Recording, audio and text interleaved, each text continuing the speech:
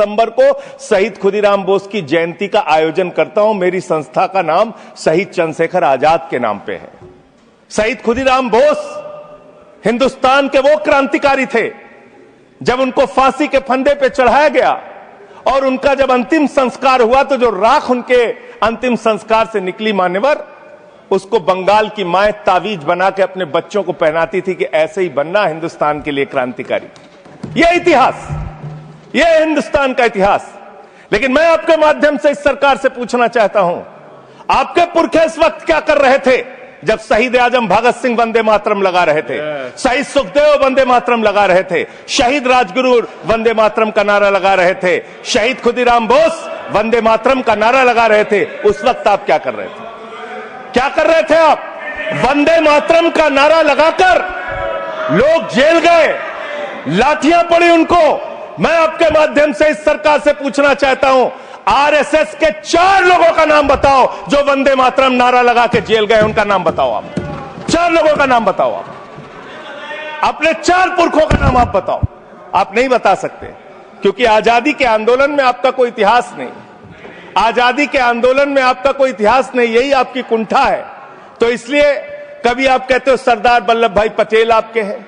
अरे भैया, सरदार वल्लभ भाई पटेल ने आरएसएस के ऊपर बैन लगाया था, यह रिकॉर्डेड हिस्ट्री है। और जब 18 महीने जेल में रखा गया आरएसएस के लोगों को राष्ट्रपिता महात्मा गांधी की हत्या के अपराध में, जब उनको छोड़ा गया, बैन हटाया गया, तो उसमें शर्त लगाई कि आप राष्ट्रीय ध्वज को मानेंगे, यानी कि आप तिरंगे झंडे को भी नहीं मानते थे। आपने 52 साल तक हिंदुस्तान का तिरंगा झंडा आरएसएस के मुख्यालय पे नहीं फहराया सर, नहीं फहराया। और 3 लोगों ने आरएसएस के मुख्यालय पर जब ये झंडा फहराया, उन तीनों के नाम मैं पढ़ रहा हूं, विजय, उन्मत, दिलीप, इन तीनों लोगों के खिलाफ आरएसएस ने एफआईआर दर्ज कराई। किस अपराध में? कि हमारे दफ्तर में तिरंगा क्यों फहरा दिया। और कितने साल तक मुकदमा लड़े? 13 साल तक मुकदमा लड़े। यह है आपकी असलियत। आप तिरंगे का विरोध करते हैं, भारत के राष्ट्रीय ध्वज का विरोध करते हैं। जो लोग तिरंगे और राष्ट्रीय ध्वज का विरोध कर सकते हैं, वो भारत माता के सच्चे सपूत नहीं है, वो नहीं है हमारे निगाह में। और मैं आपको बताता हूं सर, ये है 28 दिसंबर 1949 का ऑर्गेनाइजर पत्र। इसको भी रखूंगा क्योंकि आज गृह मंत्री जी और लीडर ऑफ द हाउस दोनों कह के गए, रिकॉर्ड पे सारी चीजें आनी चाहिए, इसको रिकॉर्ड पे रखना चाहिए। इतिहास देश को पता चलना चाहिए, किन लोगों ने देश के साथ गद्दारी की, किन लोगों ने तिरंगे का विरोध किया, किन लोगों ने राष्ट्रगान का विरोध किया। आपको ये पढ़ के सुनाना चाहता हूं, ये ऑर्गेनाइजर है, क्या लिख रहा है। What is the moral sanction behind government's choice of Jan Gana Man, except that it can be made an item of entertainment? आप राष्ट्रगान का विरोध कर रहे हैं, आप भारत के राष्ट्रगान का विरोध कर रहे हैं। आपके मुख्य पत्र में भारत के राष्ट्रगान का विरोध लिखा गया है। इसके लिए भारत के प्रधानमंत्री को और पूरी की पूरी भारतीय जनता पार्टी को, जो अपने आप को आरएसएस को अपना आदर्श मानती है, पूरे देश से माफी मांगनी चाहिए। ये रिकॉर्ड पे लाऊंगा सर, इसको रख लीजिएगा, ये रिकॉर्ड पे रखा जाए। मान्यवर, फिर से बोल दे रहा हूं, 28 दिसंबर 1949 ऑर्गेनाइजर अखबार, जो आरएसएस का मुख्य पत्र है। और इस आरएसएस के मुख्य पत्र में फिर से लिख दे रहा हूं, फिर से पढ़ दे रहा हूं क्या लिखा हुआ है। What is the moral sanction behind government's choice of Jan Gana Man? Unnecessary it will get provoked. It can be made an item of entertainment. Please continue. ये लिखा Sanjay ji, unnecessarily provoke. Continue. अच्छा सर, मैं आपसे ये कहना चाहता हूं कि आपने तिरंगे का विरोध किया, राष्ट्रगान का विरोध किया, वंदे मातरम आपने लगाया नहीं कभी। कोई आपका व्यक्ति देश की आजादी के आंदोलन में जेल नहीं गया। कभी आपने कोई देश के लिए, हमारे यहां अवधि में कहावत है, नाखून कटाए कि शहीद ना बना भैया। तू तो नाखूनों नहीं कटाया भैया, बिना नाखून कटाए शहीद बना चाहता है, बिना नाखून कटाए शहीद। ऐसे काम नहीं चलेगा सर। जिन्ना का भी जिक्र कल दूसरे सदन में हुआ, प्रधानमंत्री जी ने जिक्र किया। जिन्ना के साथ आपके कितने गहरे और मधुर संबंध थे, क्या इस देश के लोगों को पता है? नहीं पता, मैं बताता हूं। श्यामा प्रसाद मुखर्जी जी फजलुल हक की गवर्नमेंट में फाइनेंस मिनिस्टर थे, और फाइनेंस मिनिस्टर रहते हुए उन्होंने अंग्रेज गवर्नर को चिट्ठी लिखी थी। Shyama Prasad followed this and told Governor Herbert the administration of the Bengal province should be carried on in such a manner that in spite of the best efforts of the Congress, this Quit India movement will fail. ये चिट्ठी लिखी है। आपने भारत छोड़ो आंदोलन के खिलाफ आपके नेता, जनसंघ के पहले राष्ट्रीय अध्यक्ष और तत्कालीन गवर्नमेंट में जो वित्त मंत्री थे, उन्होंने चिट्ठी लिखी अंग्रेज गवर्नर को और कहा कि भारत छोड़ो आंदोलन, जो हिंदुस्तान के क्रांतिकारियों का आंदोलन था, जो देश की आजादी का आंदोलन था, वो आंदोलन कुचल देना चाहिए, खत्म कर देना चाहिए। ये है रिकॉर्डेड हिस्ट्री आपकी। ये आपको, आपके बारे में पूरे देश को पता रहना चाहिए। अब जिन्ना, हाँ, इसको भी सभा के पटल पर रखूंगा। जिन्ना और आपके रिश्ते क्या थे? कितने मधुर रिश्ते थे। एक राज्य में सरकार नहीं बनाई मान्यवर इन्होंने, नॉर्थ वेस्ट फ्रंटियर, सिंध प्रांत और फजलुल हक की गवर्नमेंट। फजलुल हक वो शख्स है जो पाकिस्तान बनने के बाद वहां की सरकार का गृह मंत्री बना। आपके रिश्ते उन लोगों के साथ थे, ये देश को पता होना चाहिए। इसलिए आप किसी को भी देशभक्ति का प्रमाण पत्र बांटने का काम मत कीजिए। आप वंदे मातरम लगाने का काम कर रहे हैं और देश की सुरक्षा के साथ खिलवाड़ कर रहे हैं।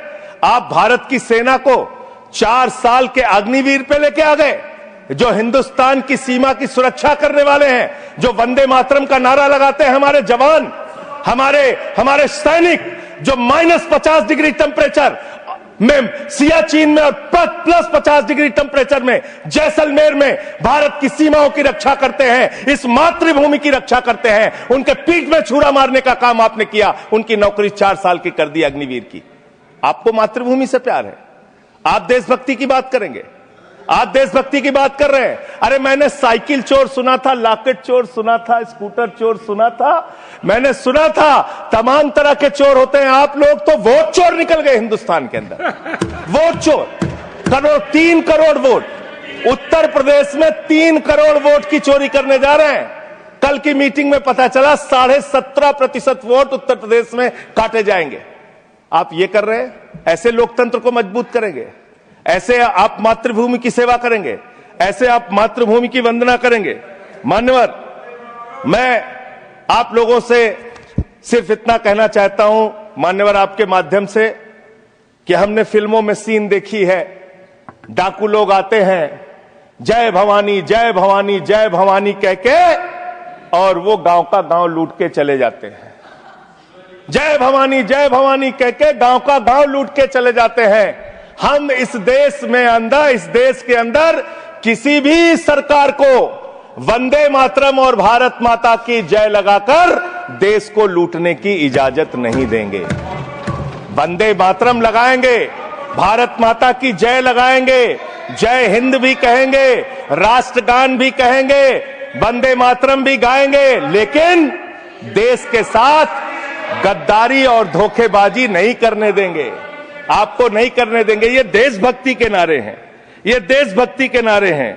आप बेरोजगारी पे बात नहीं करना चाहते, महंगाई पे बात नहीं करना चाहते, दलितों का मंदिर में प्रवेश वर्जित है, कहीं उनको रोका जा रहा है, उस पर बात नहीं करना चाहते, पिछड़ों का शोषण हो रहा है, उस पर बात नहीं करना चाहते।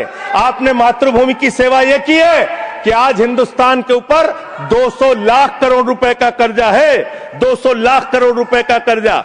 आपने हिंदुस्तान को आज इस स्तर पे पहुंचाने का काम किया है।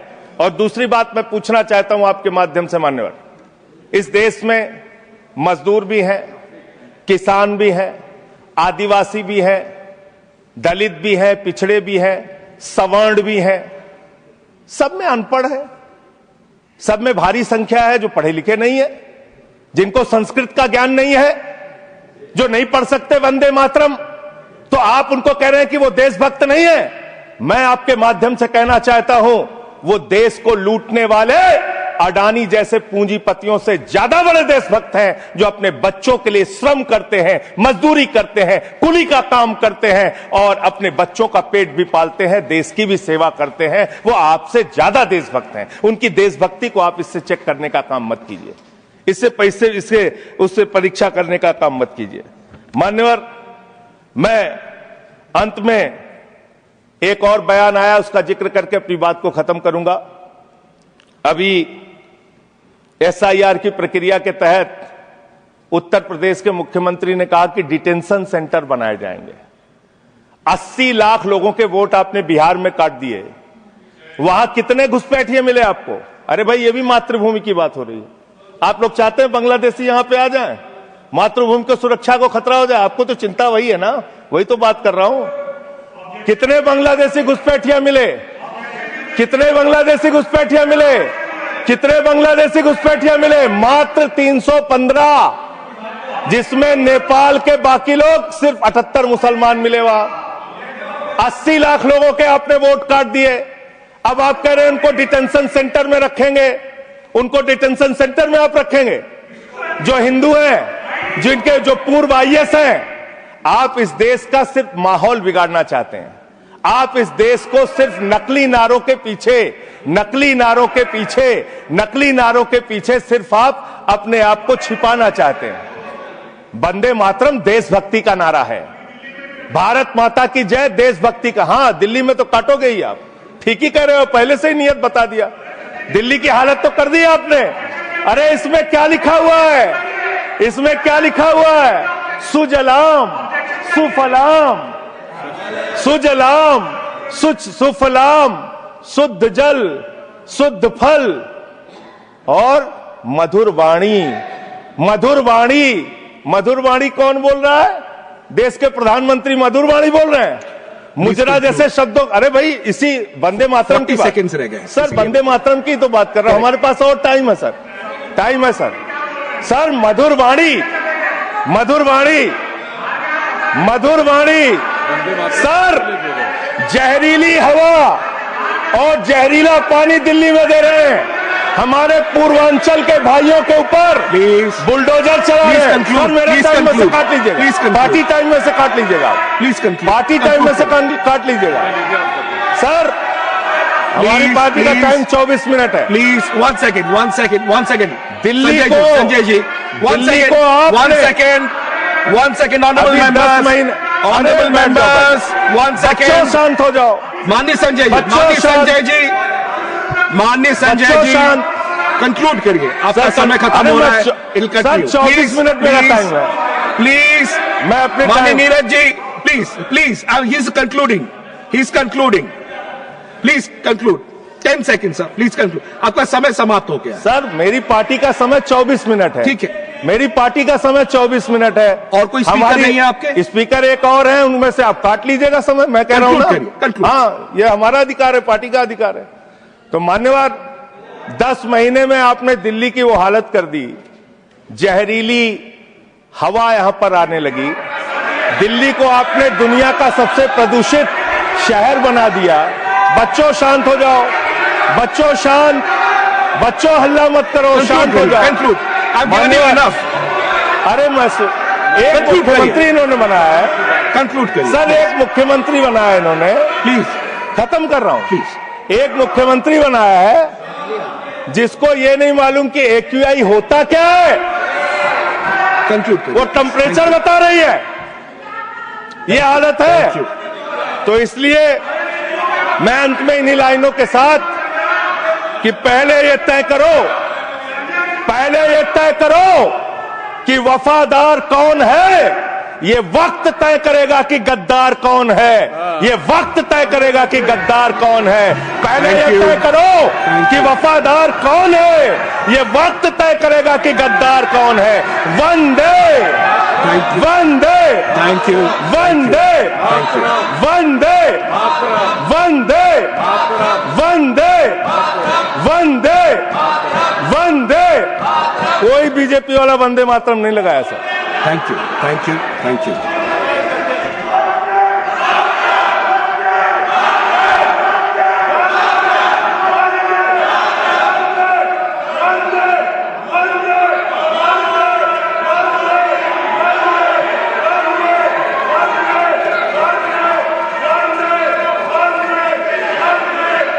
Can we have order in the house? Can we have order in the house? Please, Mani Sanjay ji, please sit down. May I request all the members to sit down. Mani Sanjay ji, but please,